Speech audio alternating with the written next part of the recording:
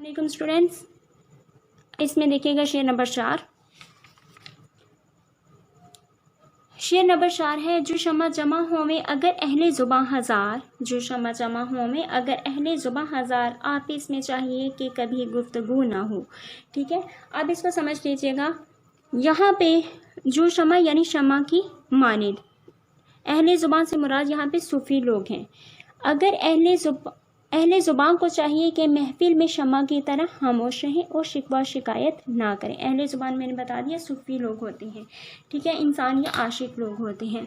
अब शमा को पहले समझ लीजिएगा कि जिस तरह से शमा का शोला भी एक ज़ुबान की तरह होता है, मगर शमा जलती है, पिघलती है, मगर बोलती नहीं, किसी भी किस्म की जो है हरफ शिकायत भी ज़ुबान पर नहीं लाती। तो दर्द का ये जो शेर है वो भी दरअसल क्या है, तशबीह की मिसाल है। इसने भी अहले ज़ुबान को शमा से तशबीह दी है कि इसी तरह अहले ज़ुबान जब जमा होते हैं, किसी महफिल में जाते हैं, तो वो खामोश रहना पसंद करते हैं। वो किसी भी किस्म का जो है वो कहने की शिकवा शिकायत नहीं करते। सूफियों के बारे में कहा जाए तो सूफ़ी दरअसल जो है वो सब कुछ जानते होते हैं, लेकिन बहसो तकरार में पढ़ना पसंद नहीं करते। ठीक है, सूफ़ी जो लोग होते हैं ये हर कहने के जितने भी पोशीदा राज होते हैं उनके बारे में जानते हैं, लेकिन फिर भी किसी भी किस्म का इजहार नहीं करते, क्योंकि उन्हें लगता है अगर वो इजहार करेंगे तो लोग जो है वो बहस व तकरार करना शुरू हो जाएंगे। ठीक है, सूफ़ी जो लोग होते हैं वो मुशाहिदा हक़ की कोई बात भी अवामुन्नास में नहीं करते, और ना ही वहाँ पे अवामुन्नास में किसी भी किस्म या किसी भी बात का दावा नहीं करते। ठीक है, बल्कि सिर्फ़ और सिर्फ खामोशी को अपनाए रखते हैं। तो यहाँ पे दर्द जो है वो अपने बारे में कह रहा हूँ कि हत्ता कि मैं भी बहुत कुछ बोलना चाहता हूँ, मैं भी बहुत सारे पोशीदा राजों से वाकिफ़ हूँ, लेकिन मैं कुछ नहीं कहता। ठीक है, बेहतर है कि खामोशी इख्तियार की जाए, वरना ऐसी बात नहीं है कि मुझे कुछ कहना नहीं आता, मैं भी बहुत कुछ कह सकता हूँ। तो उसी से मुतल्लिक शेर है कुछ ऐसी ही बात जो चुप हूँ, है कुछ ऐसी ही बात जो चुप हूँ, वरना क्या बात कर नहीं आती। ठीक है, वरना क्या बात कर नहीं आती। तो सूफियाना जो लोग होते हैं, जो सूफ़ी लोग होते हैं, कहने कि अल्लाह लोग होते हैं, वो खामोशी एहतियार किए रखते हैं। खामोशी है एक अदब का पहला करीना भी होती है। जैसे एक शेर भी है, खामोश ए दिल भरी महफिल में चिल्लाना नहीं अच्छा, यानी सूफ़ी लोग जो खामोश रहते हैं उनसे मुतल्लिक है, खामोश ए दिल भरी महफिल में चिल्लाना नहीं अच्छा, अदब पहला करीना है मोहब्बत के करीनों में। तो खामोशी भी एक किस्म का अदब है, और वो सूफ़ी जो लोग होते हैं वो इस अदब की खिलाफ वर्जी नहीं करते। इससे मुतल्लिक एक बात ये भी है कि आशिक जो है वो महबूब की तरफ से आने वाली जो तकलीफ़ें हैं उनको महज बर्दाश्त करता है, उस पर सब्र करता है, और शिकवा शिकायत भी नहीं करता, क्योंकि शिकवा और शिकायत इश्क के अदाब के खिलाफ हो जाता है। तो ये इश्क हकीकी में भी इसका मफ़हूम चला जाता है और इश्क मजाजी में भी। अब इसका एक और पहलू ऐसे लोगों के लिए निकलता है जो हर किस्म की मुसीबतों तकलीफ़ों का सामना करते हैं, लेकिन फिर भी अपने आला ज़र्फ़ होने का सबूत पेश करते हैं, यानी हर हाल में अल्लाह ताला का शुक्र अदा करते हैं और शिकवा शिकायत नहीं करते। ठीक है, जो डूबना हो तो इतने सुकून से डूबो, जो डूबना हो तो इतने सुकून से डूबो कि आसपास की लहरों को भी पता ना लगे। यानी मुख्तसरन देखा जाए तो खामोश जो इंसान होता है, ऐसा नहीं होता कि अगर कोई बोलता नहीं है तो उसको कुछ पता नहीं है, वो अहमक है, नहीं, बल्कि खामोशी जो होती है वो दाना का जेवर होती है। तो इसी तरह जो खामोश इंसान होता है, वो खामोश इंसान गहरे पानियों की तरह होता है। खामोशी जो है वो दरअसल खुद एक राज है, और ये राज को सिर्फ साहिब असरार, साहिब दिल और साहिब फ़िक्र लोग ही पा सकते हैं। हर कोई इस राज को नहीं पा सकता कि अगर हम इंसान किसी कहने आसान लफ्ज़ों में समझाऊँ अगर, तो इंसान किसी काम का अगर इरादा करता है, दूसरों को लगता है कि ये तो कुछ भी इंसान जो है वो काम नहीं करता, इसकी ज़िंदगी का कोई मकसद नहीं है, लेकिन उसने अपनी ज़िंदगी में एक मकसद बनाया होता है और अल्लाह की ज़ात पर तवक्कल करते हुए उसके लिए जदोजहद करता है। तो एक दिन ऐसा भी आता है कि जिसको लोग जो है नाअहल समझते हैं, वो दरअसल खुद अपनी जदोजहद के बलबूते पर अपने मकसद को पा लेता है। तो ऐसा इंसान, खामोशी से काम करने वाले इंसान जो है वो कहने अपने काम को या अपने मकसद को पाया तकमील तक बआसानी पहुंचा सकता है। तो खामोश रहने से मुराद ये नहीं होता कि वो इंसान अहमक है, बल्कि खामोशी जो है वो दरअसल दाना का जेवर होती है। खामोशी जो है ये दिल वालों का शेवा है।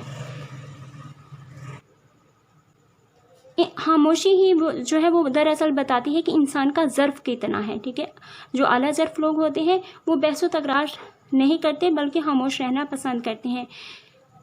کسی شاعر نے کہا ہے، کہہ رہا ہے شور دریا سے سمندر کا سکوت، کہہ رہا ہے شور دریا سے سمندر کا سکوت، جس کا جتنا ظرف ہے اتنا ہی خاموش ہے.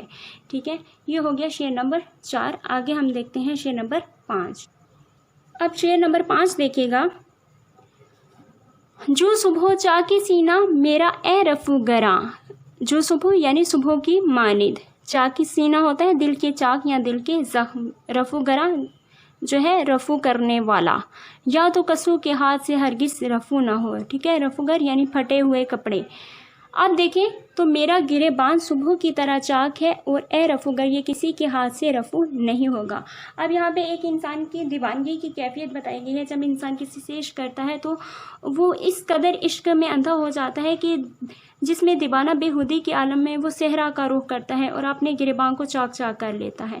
یعنی اسے راہ میں بے شمار مشکلات مصائب کا سامنا کرنا پڑتا ہے، لیکن اسے کسی بھی قسم کی مصائب مشکلات کا نہیں پتہ چلتا کہ میرے راستے میں ہے، بلکہ وہ تمام مشکلات کا سامنا کرتا ہے. اور یہ ایسی بے خودی ہے جو اسے اپنے آپ سے ہی بیگانہ کر دیتی ہے. اسے خود نہیں پتہ ہوتا کہ وہ کر کیا رہا ہے.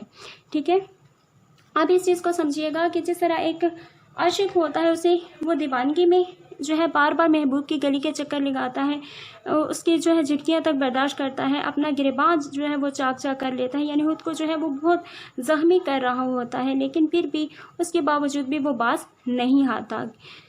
تو یہاں پہ اگر شعری روایت کا ایک کردار جو ہے رفو گر بھی ہے. اب یہاں پہ رفو گر کو بھی سمجھ لیجیے گا. رفو گر سے مراد جو ہے یہ عقل ہے.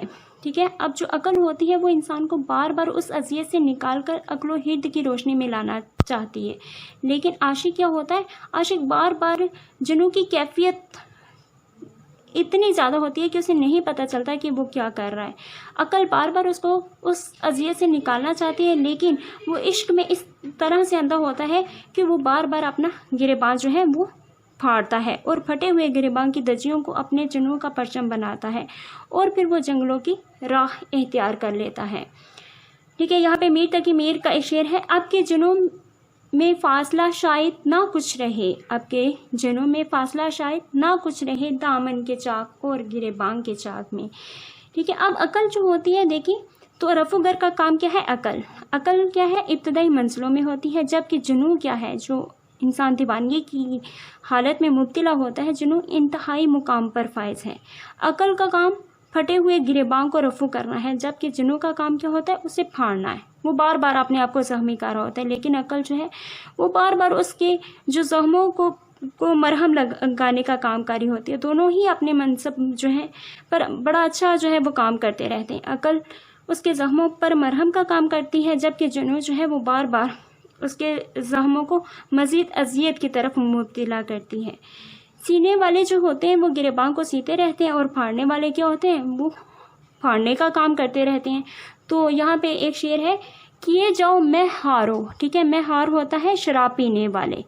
کیے جاؤ میں ہارو، کام اپنا اپنا، سبو اپنا اپنا ہے، جام اپنا اپنا. سبو یعنی پیالہ بھی اپنا اپنا ہے، یعنی جس طرح سے عقل اپنا کام کر رہی ہے، جنوں اپنا کام کر رہا ہے، تو اپنا اپنا ہی کام کیے جاؤ.